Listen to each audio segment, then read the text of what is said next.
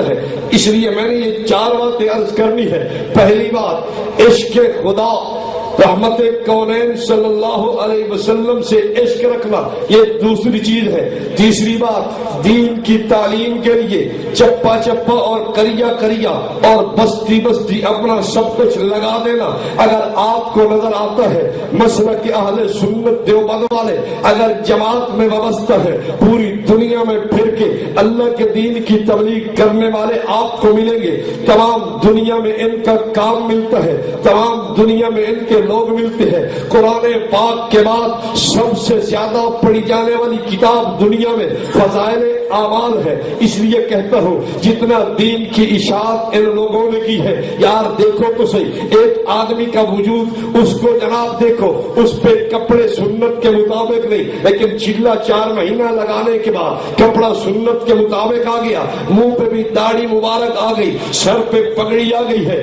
شلوار ٹخنوں سے اونچی رکھتا ہے، دیگر بدعات و خرافات سے بھی بچتا ہے۔ لوگ آتے ہیں وہابی ہو گیا، وہابی ہو گیا۔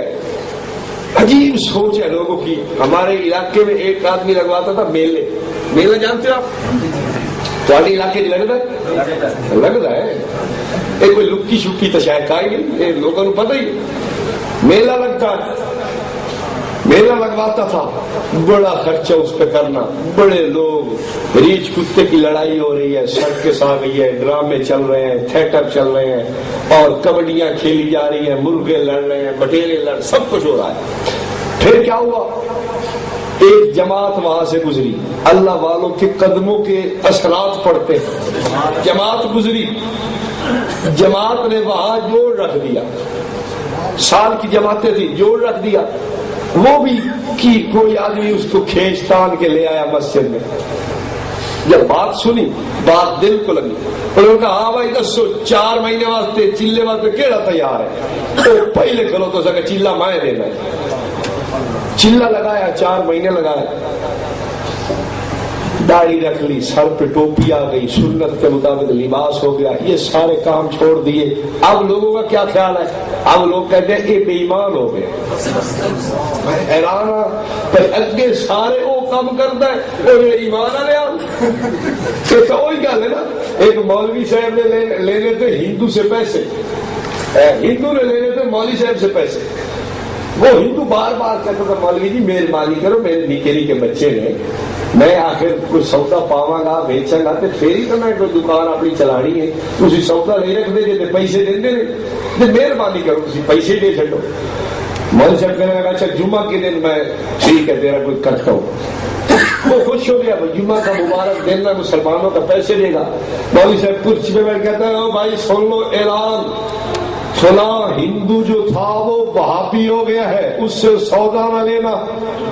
لوگ سودا نہ لیا، او دیا مولیاں کما گئیاں، او دے بتاؤں گل گئے، او دی گوبھی ترک گئی، اس چاہ کے بگائی، او دے آلو سڑ گئے۔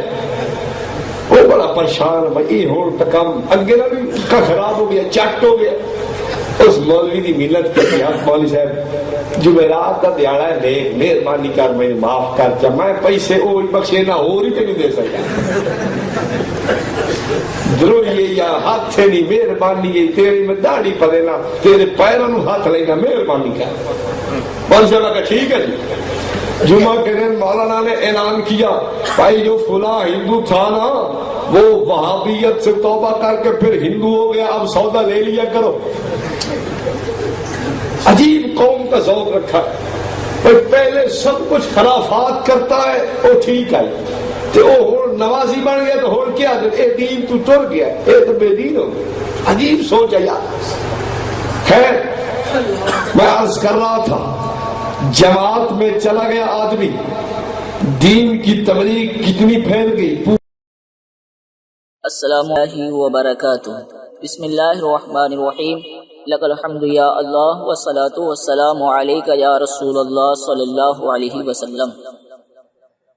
سامعین احترام، آپ نے دیوبندی مولوی ابو ایوب کا بیان سنا جس میں اس نے تبلیغی جماعت کی تعریف کی ہے اور جو تبلیغی جماعت کو برا کہتے ہیں انہیں برا کہا ہے، اور بھی کئی باتیں ہیں۔ تو اس تعلق سے کچھ باتیں عرض کرنا چاہتا ہوں، بغور سماعت فرمائیں۔ پہلی بات، دیوبندی مولوی ابو ایوب نے کہا فضائل اعمال کتاب کی تعریف کرتے ہوئے دنیا میں قرآن کے بعد سب سے زیادہ پڑھی جانے والی کتاب فضائل اعمال ہے۔ اچھا، میں فی الوقت دیوبندی مولوی ابو ایوب کی اس بات پر اتنا ہی عرض کرنا چاہتا ہوں۔ دیوبندی مفتی وجاہت قاسمی نے بیان دیا تبلیغی جماعت کے تعلق سے فضائل اعمال کے تعلق سے، کہا کہ دیوبندی مفتی نے میں دلی کی کچھ مساجد میں امام رہا ہوں۔ مساجد میں شرط ہوا کرتی تھی کہ ہر امام کو درس قرآن دینا ہوگا۔ اب دیکھتے دیکھتے ایسا مشن چلا، کیا کہتے ہیں دیوبندی مفتی، کیا کہتے ہیں؟ اب دیکھتے دیکھتے ایسا مشن چلا کہ فضائل اعمال منتخب احادیث ممبروں تک پہنچ گئی۔ غور کریں دیوبندی مفتی کی بات پر، کہتے ہیں کہ مساجد میں شرط ہوا کرتی تھی کہ ہر امام کو درس قرآن دینا ہوگا۔ اب دیکھتے دیکھتے ایسا مشن چلا کہ فضائل اعمال منتخب احادیث ممبروں تک پہنچ گئی اور ممبروں سے امام کو ہٹا کر، غور سماعت فرمائیں، کہتے ہیں اور ممبروں سے امام کو ہٹا کر تبلیغی جماعت والے ممبر پر پہنچ گئے۔ اور آگے کہا اسی دیوبندی مفتی نے، درس قرآن کو ختم کر کے زبردستی اس کو بند کرا کے فضائل اعمال منتخب احادیث کی تعلیم ہونا، میں اس کو بہت غلط سمجھتا ہوں۔ اور اسی دیوبندی مفتی نے کہا مجھے یاد ہے مولانا اسماعیل صاحب امام تھے، باصلاحیت امام تھے، ان کے ساتھ یہ گزرا کہ تفسیر معارف القرآن کا مطالعہ کر رہے تھے تو ان کے اس میں ٹھوکر مار کر ان کو مسجد سے باہر نکالا گیا، تفسیر میں ٹھوکر مار کر۔ اب میں مولوی ابو ایوب دیوبندی سے کہنا چاہتا ہوں اور ان دیوبندیوں سے کہنا چاہتا ہوں جو حمایت کرتے ہیں درس قرآن کو ختم کر کے فضائل اعمال کا درس دینا اور تفسیر میں ٹھوکر مارنا اور کہنا کہ دنیا میں قرآن کے بعد سب سے زیادہ پڑھی جانے والی کتاب فضائل اعمال ہے، تو یہ کامیابی تمہیں کو مبارک ہو۔ اور یہ اس لیے بتایا تاکہ عوام المسلمین کو معلوم ہو جائے جس کتاب کی یہ تعریف کر رہا ہے حقیقت کیا ہے۔ اچھا، دوسری بات، دیوبندی مولوی ابو ایوب نے کہا کہ جو تبلیغی جماعت میں جائے تو کہا جاتا ہے وہابی ہو گیا۔ عجیب سوچ ہے لوگوں کی، کہتا ہے عجیب سوچ ہے لوگوں کی۔ اچھا، دیوبندی مولوی ابو ایوب کی اس بات پر اتنا ہی کہوں گا کہ اگر کوئی وہابی کہہ دے تو اس میں عجیب سوچ ہے یہ کہنے کی کیا ضرورت ہے؟ آپ کو معلوم ہی ہوگا الحفاظات الیومیہ میں لکھا ہے، ملفوظات حکیم الامت میں لکھا ہے وہابی کے معنی بے ادب، با ایمان۔ اور سوان حضرت مولانا یوسف امیر تبلیغی جماعت پاک و ہند میں لکھا ہے، ہم خود اپنے بارے میں بھی صفائی سے عرض کرتے ہیں کہ ہم بڑے سخت وہابی ہیں، اور اسی کتاب میں لکھا ہے میں خود تم سے بڑا وہابی ہوں۔ اب جب تمہارے بڑے کہتے ہیں تو یہ نہیں کہتے عجیب سوچ ہے یار، اب جب کوئی دوسرا کہہ دے تو کہتے عجیب سوچ ہے ان لوگوں کی۔ اب مجھے کہنا پڑ رہا ہے مولوی ابو ایوب عجیب سوچ تیری ہے، ٹھیک ہے۔ تیسری بات، مولوی ابو ایوب نے کہا جو تبلیغی جماعت سے وابستہ ہو جائے کہا جاتا ہے بے دین ہو گیا، عجیب سوچ ہے۔ پھر کہا عجیب سوچ ہے۔ سامعین کو بتانا چاہتا ہوں حقیقت کیا ہے اور تبلیغی جماعت سے اختلاف کیوں ہے۔ عرض کرنا چاہتا ہوں اگر عقیدہ خراب نہ ہو اور جس کا عقیدہ خراب ہو اس کو امام اور رہبر اپنا پیشوا نہ مانے، جس کا عقیدہ خراب ہو اس کو امام رہبر پیشوا نہ مانے، گستاخ کو گستاخ مانے، پھر تبلیغ کرے، دین کی خدمت کرے، برائی سے منع کرے، نیکیوں کا حکم دے، نماز روزہ وغیرہ کی دعوت دے، اسے اچھا کہا جائے گا۔ اختلاف کیوں کیا جائے گا؟